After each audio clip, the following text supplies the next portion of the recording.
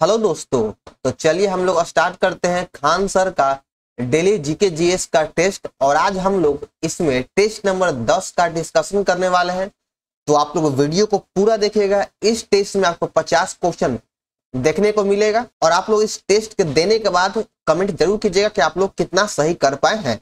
तो चलिए वीडियो को स्टार्ट करते हैं। उससे पहले दोस्तों आप लोग वीडियो को लाइक कर दीजिए और चैनल पर नए हैं तो चैनल को सब्सक्राइब करना ना भूलें और इस वीडियो को अपने दोस्तों और ग्रुप में शेयर जरूर करें। और अगर आपको इसका पीडीएफ चाहिए तो पीडीएफ आपको हमारे टेलीग्राम चैनल पर मिल जाएगा, जिसका लिंक डिस्क्रिप्शन बॉक्स में दिया गया है। तो आइए देखते हैं पहला क्वेश्चन में कहा गया है कि हैचर्स नक्शों पर खींची गई कृत्रिम रेखाएं हैं जो किसकी अंतर के बारे में विचार देता है, यानी किसके अंतर को बताता है। तो यह ढलान में अंतर को बताता है। तो 1 का 4 नंबर सही हो जाएगा, ढलान में। आगे देखिए 2 नंबर, मृदा संरक्षण के उस विधि को क्या कहते हैं, यानी मिट्टी संरक्षण के उस विधि को क्या कहते हैं जिसमें जल के प्रवाह को कम करने के लिए चट्टानों का ढेर लगाया जाता है जो नालियों की रक्षा करता है और मृदा क्षति को रोकता है। कभी आप नदी के किनारे गए होंगे जहां से ज्यादा तेज प्रवाह में नदी बहती है या फिर मिट्टी का कटाव अधिक होता है, वहां देखे होंगे कि किनारों पर पत्थर लगाया जाता है ताकि मिट्टी का कटाव कम हो सके। तो उस विधि को क्या कहते हैं, तो उस विधि को चट्टान बांध कहा जाता है। चट्टान बांध कहा जाता है। समुद्र तक पहुंचते पहुंचते नदी का प्रवाह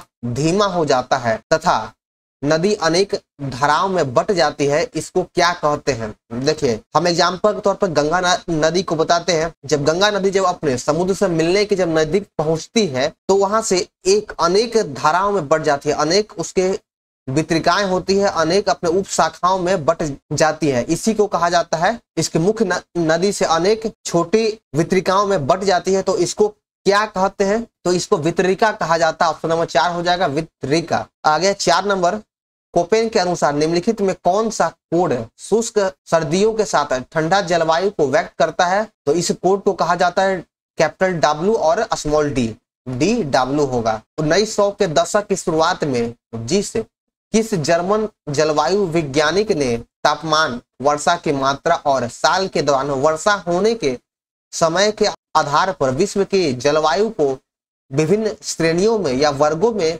बांटा है। तो उस वैज्ञानिक का नाम क्या है, तो उस वैज्ञानिक का नाम हो जाएगा व्लादिमीर कोपेन सही आंसर है। दिन में 2 बार समुद्र के पानी के लयबद्ध उतार चढ़ाव को क्या कहा जाता है। तो इस उतार चढ़ाव को ज्वार कहा जाता है, ज्वार दो तरह से आता है, एक उच्च ज्वार एक निम्न ज्वार होता है। 7 नंबर देखिएगा, सुएज नहर के उत्तरी प्रवेश द्वार पर कौन सा बंदरगाह स्थित है। सुएज नहर का 2 प्रवेश द्वार है, एक उत्तरी और एक दक्षिणी। तो उत्तरी प्रवेश द्वार पर पोर्ट सईद बंदरगाह स्थित है, पोर्ट सईद है। निम्नलिखित में किस भूपर पट्टी यानी प्लेट की 2.5 सेंटीमीटर से 2.5 सेंटीमीटर प्रति वर्ष से कम गति की मंदतम दर है। तो यह जो है यह उत्तरी ध्रुवीय पर्वत पृष्ठ यानी आर्कटिक रिज पर स्थित है, आर्कटिक रिज पर है। तो 3 नंबर सही हो जाएगा। आगे देखिए 9 नंबर, दीन इलाही के संदर्भ में निम्नलिखित कथनों पर विचार कीजिए। तो आइए देखते हैं, दीन इलाही धर्म की शुरुआत 1575 ईस्वी में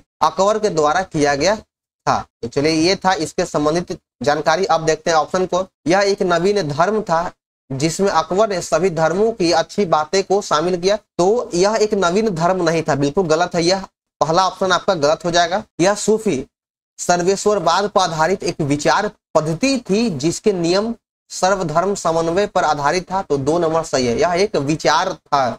इसमें सूर्य की उपासना को प्रधानता दी गई है, तो यह भी सही है। तो इसमें से आपका 9 का 2 और 3 सही है। भारत में सर्वप्रथम किसने निचली जातियों की लड़कियों के लिए स्कूल खोला था। तो निचली जातियों की लड़कियों के लिए सर्वप्रथम स्कूल ज्योतिबा फूले के द्वारा खोला गया है। तो 2 नंबर सही हो जाएगा। और यह जो स्कूल था यह 1848 ईस्वी में पुणे में खोला गया है। आइए ज्योतिबा फूले के संबंधित कुछ जानकारी हासिल करते हैं। सत्यशोधक समाज की स्थापना 1873 ईस्वी में ज्योतिबा फूले के द्वारा किया गया था। आगे देखिए 11 नंबर, निम्नलिखित में किन स्थानों पर 14वीं सदी में फिरोज शाह तुगलक को अशोक के 2 स्तंभ मिला था। तो फिरोज शाह तुगलक को जो 2 स्तंभ मिला हुआ था, एक टोपरा और दूसरा मेरठ से प्राप्त हुआ है। 4 नंबर सही हो जाएगा। मौर्योत्तर काल में मध्य एशिया से संपर्क से कला और साहित्य के संदर्भ में निम्नलिखित कथनों पर विचार कीजिए। तो आइए ऑप्शन को देखते हैं। पहला ऑप्शन है कि इस काल में गंधार और मथुरा कला शैलियों का विकास हुआ था। तो यह बिल्कुल सही है। महात्मा बुद्ध की प्रतिमा केवल मथुरा शैली में ही बनाई गई है, बिल्कुल गलत है। केवल मथुरा शैली में नहीं बल्कि और भी शैलियों में भगवान महात्मा बुद्ध की प्रतिमा को बनाया गया है। अश्वघोष ने सौंदरानंद नामक काव्य की रचना संस्कृत भाषा में किया था। तो बिल्कुल सही है। सौंदरानंद नामक काव्य की रचना अश्वघोष के द्वारा संस्कृत में किया गया है। अवनिका का आरंभ यूनानियों के द्वारा किया गया। तो बिल्कुल सही है। यह एक प्रदा प्रथा था जो यूनानियों के द्वारा शुरू किया गया है। 12 का सही हो जाएगा ऑप्शन ए 3 और 4। 1 3 4 सही है। 12 का ऑप्शन नंबर 3 सही है। आगे देखिए 13 नंबर, जैन धर्म के संदर्भ में निम्नलिखित कथनों पर विचार कीजिए। तो आइए ऑप्शन देखते हैं कि पुनर्जन्म को मानता था। जैन धर्म में पुनर्जन्म की मान्यता थी। तो बिल्कुल सही है, हाँ था। इसने वर्ण व्यवस्था की निंदा किया, बिल्कुल गलत है। इसने जैन धर्म ने वर्ण व्यवस्था का निंदा नहीं किया था। यह अपने अनुयायियों के लिए युद्ध और यहाँ तक कि कृषि के कार्यों को भी प्रतिबंधित करता था। तो हाँ बिल्कुल सही है। तो इसमें से 1 और 3 सही हो जाएगा। 13 का 2 नंबर ऑप्शन सही है। बौद्ध दर्शन के संदर्भ में निम्नलिखित कथनों पर विचार कीजिए। बौद्ध दर्शन के संबंधित निम्नलिखित कथनों को हम लोग देखते हैं। पहला ऑप्शन है बौद्ध दर्शन के अनुसार विश्व नित्य और अस्थाई है। तो नहीं जी, यह नित्य और अस्थाई नहीं है। विश्व आत्मा विहीन है, बिल्कुल सही है। बौद्ध धर्म के अनुसार विश्व आत्मा विहीन है। तो 2 नंबर सही है। तपस्या और विषया शक्ति के बीच मध्य मार्ग अपनाकर मनुष्य दुनिया के दुखों से मुक्त पा सकता है। तो हाँ यह भी सही है। आपका ऑप्शन इसके 2 और 3 सही है। तो 14 का ऑप्शन नंबर 3 हो जाएगा। 2 और 3 सही है। निम्नलिखित में से कौन से अधिकार केवल भारतीयों को प्रदान किया गया है? कौन सा जो अधिकार है केवल भारतीयों को दिया गया है? तो पहले हम अनुच्छेद के माध्यम से देख लेते हैं। अनुच्छेद 15, 16, 19, 29, 30, ये जो 5 अनुच्छेद है यह केवल भारतीयों को प्राप्त है, विदेशियों को नहीं। अगर आप लोग पॉलिटी को या फिर अनुच्छेद मौलिक अधिकार को अच्छे से पढ़ेंगे डीप में जाकर एम लक्ष्मीकांत में, तो वहां पर आपको देखने को मिलेगा कि कुछ मामलों में यानी शत्रु विदेशी देश जो है, शत्रु मित्र जो देश है उसमें उसको अनुच्छेद 22 भी लॉक किया गया। अनुच्छेद 22 का भी अधिकार नहीं है, यह भी विदेशियों को प्राप्त नहीं है। यानी शत्रु मित्र देश को अनुच्छेद 22 का अधिकार प्राप्त नहीं है। कुछ टर्म्स एंड कंडीशन है। अगर आप एम लक्ष्मीकांत के मौलिक अधिकार को पढ़ेंगे तो वहां पे आपको ये देखने को मिल जाएगा, अच्छे से यहाँ पे विस्तार से दिया गया है। लेकिन मूल रूप से अनुच्छेद जो 5 अनुच्छेद वो विदेशियों को प्राप्त नहीं है। तो पहला ऑप्शन है कि विधि के समानता का अधिकार, यह अनुच्छेद 14 में है। तो यह दोनों को प्राप्त है। हम आपको अनुच्छेद लिखा चुके हैं, देख लीजिए। तो पहला तो नहीं होगा, पहला गलत हो जाएगा। यह विदेशी को ही प्राप्त है। लोक नियोजन के विषय में समानता का अधिकारी, इसका उल्लेख अनुच्छेद 16 में है। तो देखिए यह सिर्फ विदेशियों को प्राप्त है, सिर्फ भारतीयों को प्राप्त है। तो 2 नंबर सही हो जाएगा। संस्कृति और शिक्षा संबंधी अधिकार, यह अनुच्छेद 29 में है। तो यह भी भारतीयों को प्राप्त है। धर्म की अभिवृद्धि के लिए प्रयास करने की स्वतंत्रता, यह नहीं है, यह भारतीय और विदेशी दोनों को प्राप्त है। तो इसमें केवल 2 और 3 सही होगा। 15 का 2 और 3 सही है। 16 नंबर देखिएगा, संसद की कार्यवाही के दौरान किस काल में पूछे गए प्रश्न का उत्तर देने के लिए मंत्री बाध्य नहीं होता है? तो अगर शून्य काल में अगर कोई भी प्रश्न पूछता है तो उसका उत्तर देने के लिए मंत्री जो वह बाध्य नहीं होगा। वो दे सकता है या नहीं भी देगा, उसके अपने मन पे डिपेंड होता है, उसकी अपनी इच्छा पे है। और जो शून्य काल है वह 12 से 1 बजे का काल है, यह शून्य काल है। और जो शून्य काल का देन है यह भारत में ही उत्पन्न हुआ है, किसी और देश से नहीं लिया गया है यह। ठीक है, चलिए आगे देखते हैं। 17 नंबर, निम्नलिखित कथनों पर विचार कीजिए। भारत का सर्वोच्च न्यायालय किसी एक उच्च न्यायालय में चल रहे मुकदमे को दूसरे उच्च न्यायालय में भिजवा सकता है? तो हाँ बिल्कुल सही है, सर्वोच्च न्यायालय ऐसा काम कर सकता है। अधीनस्थ न्यायालय केवल दीवानी मुकदमे पर विचार करता, बिल्कुल गलत है। यह दीवानी नहीं बल्कि फौजदारी मुकदमों पर विचार करता है अधीनस्थ न्यायालय। ऑप्शन 3 देखिएगा, इसमें कहा गया है कि मौलिक अधिकारों को बहाल करने के लिए रिट जारी करने का अधिकार केवल सर्वोच्च न्यायालय को है। तो नहीं, सर्वोच्च न्यायालय नहीं बल्कि उच्च न्यायालय को भी अधिकार है यह। और इसमें रिट जो है यह सर्वोच्च न्यायालय अनुच्छेद 32 के तहत रिट जारी करता है और हाई कोर्ट उच्च न्यायालय अनुच्छेद 226 के तहत रिट जारी करता है। तो इसमें से एक और केवल एक ही सही है। ऑप्शन नंबर केवल एक सही है, बाकी सभी गलत है। निम्नलिखित में कौन से अवयव संविधान के मूल संरचना के तत्व है? संविधान के मूल संरचना के तत्व कौन कौन है? और सबसे पहले ये जान लीजिए कि संविधान के जो मूल तत्व की जो संरचना है यह केशवानंद भारतीवाद में दिया गया है। केशवानंद भारतीवाद के द्वारा दिया गया और यह 1973 ईस्वी में दिया गया है। ऑप्शन को देखते हैं। इसमें न्यायिक समीक्षा भी है, स्वतंत्र एवं निष्पक्ष चुनाव का भी दिया गया और उच्च न्यायालय की रिट जारी करने की शक्ति भी शामिल है और व्यक्ति की स्वतंत्रता एवं गरिमा भी शामिल है। तो इसमें चारों ऑप्शन हो जाएगा ऑप्शन डी। भारतीय संविधान में संविधान संशोधन की प्रक्रिया का विचार किस देश के संविधान से लिया गया है? संविधान संशोधन की प्रक्रिया का विचार दक्षिण अफ्रीका के संविधान से लिया गया है। अनुच्छेद तो ऑप्शन 3 हो जाएगा।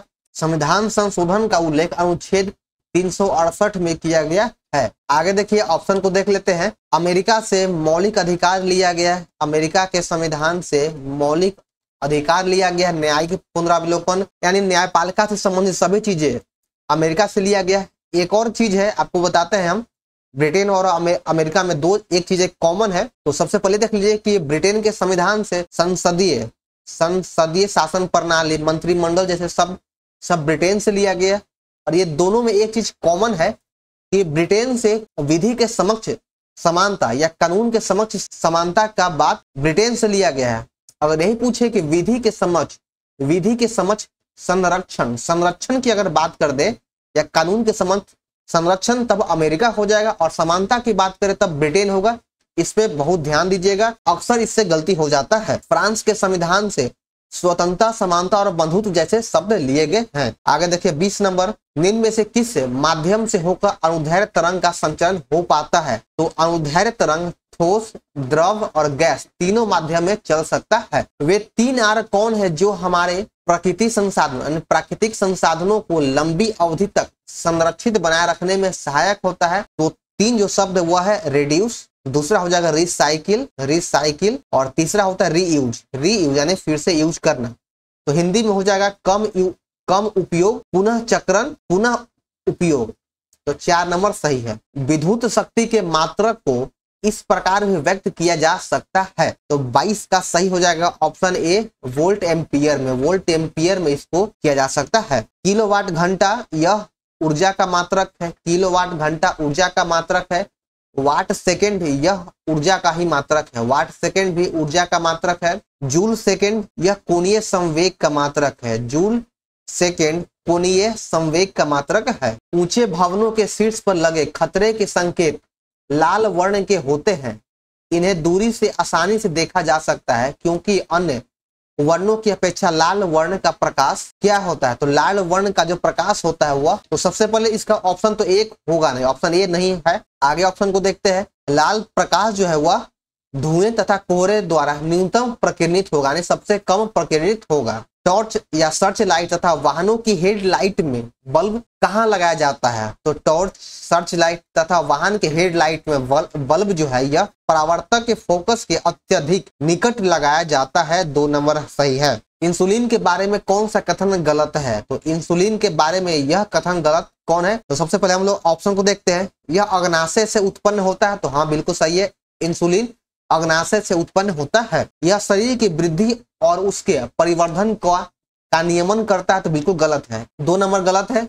यह रुधिर में शर्करा के स्तर का कंट्रोल करता है यानी नियमन करता है, तो हाँ बिल्कुल सही है। इंसुलिन के अपर्याप्त स्रवण से डायबिटीज रोग हो जाता है, तो इसमें से केवल 2 नंबर गलत है, बाकी ए, बी, ए, सी और डी सही है। मानव के ऊतकों में ऑक्सीजन की कमी होने के कारण पाइरुवेट अम्ल किस कोशिकांग के भीतर लैक्टिक अम्ल में बदल जाता है? तो यह लैक्टिक अम्ल में कोशिका द्रव्य में बदल जाता है, कोशिका द्रव्य में बदल जाता है। निम्नलिखित में कौन से प्रक्रम ऊष्माक्षेपी है? यानी चारों ऑप्शन में से कौन सा रासायनिक अभिक्रिया है जो ऊष्माक्षेपी है? तो बिना बुझे चूने के साथ जल की अभिक्रिया ऊष्माक्षेपी अभिक्रिया है। एक अम्ल का तनुकरण यह भी ऊष्माक्षेपी है। जल का वाष्पीकरण और कपूर का ऊर्ध्वपातन यह जो दोनों है यह ऊष्माशोषी अभिक्रिया है। ऊष्माशोषी अभिक्रिया है क्योंकि इसका जो है यह रासायनिक अभिक्रिया के लिए इसमें ऊष्मा की आवश्यकता होती है, ऊष्मा यह लेता है, ग्रहण करता है। तो इसमें से 1 और 2 ऊष्माक्षेपी है, बाकी 3 और 4 ऊष्माशोषी है। निम्नलिखित में कौन सा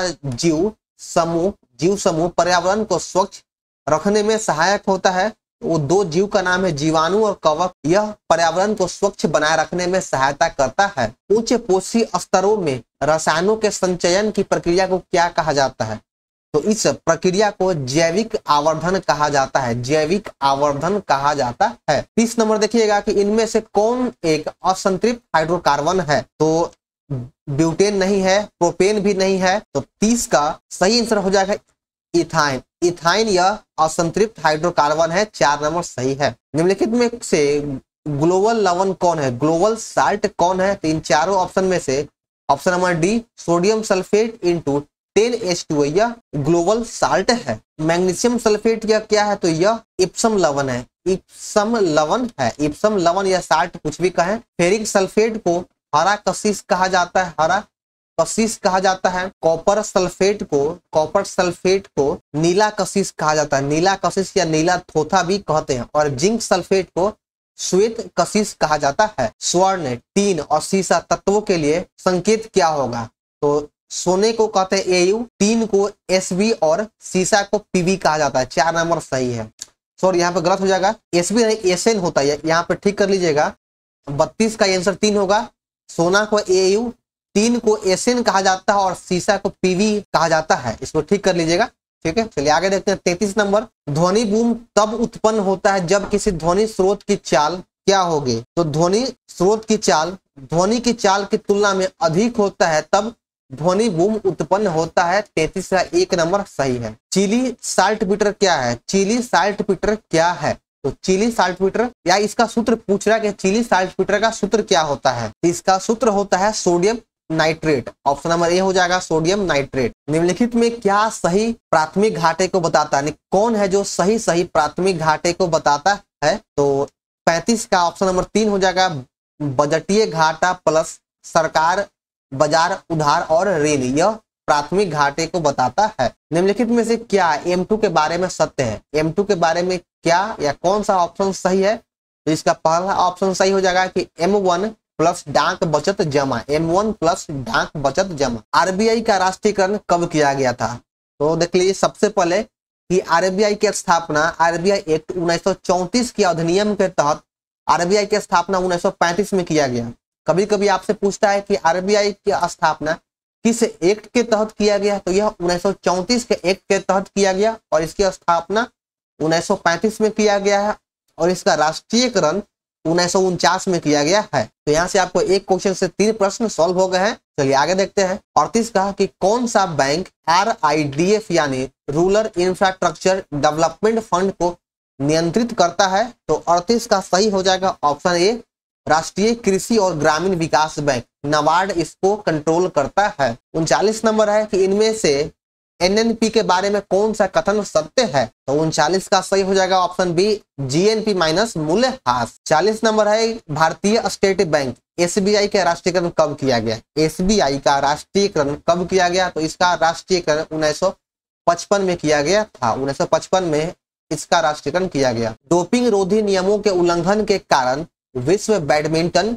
महासंघ ने किस भारतीय पैरा शटलर को 18 महीनों की अवधि के लिए निलंबित कर दिया है? तो उस खिलाड़ी का नाम हो जाएगा प्रमोद भगत। प्रमोद भगत उस खिलाड़ी का नाम है। लघु और मध्यम उद्यमों पर सहयोग को बढ़ावा देने के लिए भारत ने किस देश के साथ एक समझौता ज्ञापन पर हस्ताक्षर किया है? तो 42 का सही हो जाएगा ऑप्शन 3 अमेरिका। अमेरिका इस पे हस्ताक्षर किया है। सांख्यिकी एवं कार्यक्रम कार्यान्वयन मंत्रालय के द्वारा 28वां केंद्रीय एवं राज्य सांख्यिकी संगठन सम्मेलन कहाँ आयोजित किया गया है? तो इसका आयोजन नई दिल्ली में किया गया है। 28वां केंद्रीय एवं राज्य सांख्यिकी संगठन का सम्मेलन का आयोजन नई दिल्ली में किया गया है। बिहार और केरल के बाद कामकाजी महिलाओं के मासिक धर्म अवकाश की घोषणा करने वाला तीसरा राज्य कौन बन चुका है? तो तीसरा राज्य बन चुका है मध्य प्रदेश। मध्य प्रदेश तीसरा राज्य हो चुका है जो महिलाओं को धर्म अवकाश की घोषणा किया है। अगर मध्य प्रदेश के सीएम की बात करें तो यहाँ का सीएम हो जाएगा मोहन यादव। मोहन यादव मध्य प्रदेश का सीएम है। तो देखिए, महिलाओं को मासिक धर्म अवकाश देने की घोषणा 3 राज्य किया है। एक हो जाएगा बिहार, दूसरा है केरल और तीसरा हो जाएगा मध्य प्रदेश। तीनों को याद रखना है। आगे देखिए, 45 नंबर है, हाल ही में आयोजित राष्ट्रीय फिल्म पुरस्कार के बारे में कथन पर विचार कीजिए। आटम को सर्वश्रेष्ठ फिल्म पुरस्कार प्रदान किया गया है, तो हाँ बिल्कुल सही है, आटम को ही सर्वश्रेष्ठ फिल्म का पुरस्कार दिया गया है। ऋषभ शेट्टी को कंटारा के लिए सर्वश्रेष्ठ अभिनेता का पुरस्कार मिला। तो इसमें से दोनों कथन 1 और 2 दोनों सही है। 45 का ऑप्शन 3 सही है। आगे देखिए 46 नंबर, 17 अगस्त को भारत ने वर्चुअल प्रारूप से तीसरे वॉइस ऑफ ग्लोबल साउथ शिखर सम्मेलन की मेजबानी की। इस संदर्भ में टखनों पर विचार कीजिए। यहाँ पे टखनों नहीं कथनों होगा, कथनों पर विचार कीजिए। तो 46 का देखिएगा कि इस शिखर सम्मेलन का विषय था एक सतत भविष्य के लिए सतत वैश्विक दक्षिण था। तो यह सही है। उद्घाटन सत्र राष्ट्रीय अध्यक्ष और शासन अध्यक्ष पर था, जिसकी मेजबानी प्रधानमंत्री नरेंद्र मोदी के द्वारा किया गया है। तो इसमें से दोनों कथन सही है। 47 नंबर है कि वाणिज्य एवं उद्योग मंत्रालय के द्वारा जारी आंकड़ों के अनुसार भारत का माल आयात, यहाँ पे प्लस हो जाएगा, प्लस 7.4% से बढ़कर कितना हो गया है? तो यह प्लस 7.4% से बढ़कर अब 57.48 बिलियन डॉलर हो चुका है। तो 3 नंबर सही है। भारत सरकार ने आयुष पैकेज को आयुष्मान भारत प्रधानमंत्री जन आरोग्य योजना में शामिल करने का फैसला लिया है। राष्ट्रीय आयुष्मान मिशन किस वर्ष प्रारंभ किया गया है? तो यह जो मिशन यह 2014 में स्टार्ट किया गया, 2014 में स्टार्ट किया गया है। कथित मुडा साइट आवंटन घोटालों में किस राज्य के राज्यपाल ने मुख्यमंत्री के खिलाफ मुकदमा चलाने का मंजूरी दे दिया है? तो किस राज्य के मुख्यमंत्री के खिलाफ मुकदमा चलाने का मंजूरी दिया गया? तो इसका सही आंसर है ऑप्शन डी, कर्नाटक के मुख्यमंत्री के खिलाफ मुकदमा चलाने का निर्णय लिया गया है। वर्तमान में कर्नाटक का राज्यपाल है थावर चंद गहलोत यहाँ के राज्यपाल है।